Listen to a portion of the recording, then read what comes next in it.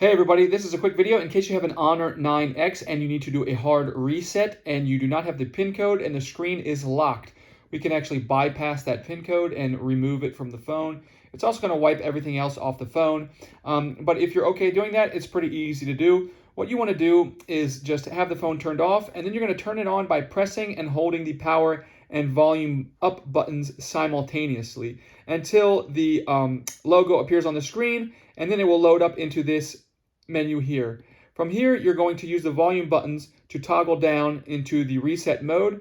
You have to actually type yes into the screen, and where you'll hit, and once you can type in the yes, then you can select wipe data factory reset, and then confirm it, and it will go through its reset. And while you're waiting, if you're interested in getting some free money for signing up for a credit card, Chase is offering $200 for it. I'll put a link in the description if you're interested. And once this finishes resetting, then you can reboot it, and it will reboot like it did when it came out of the box.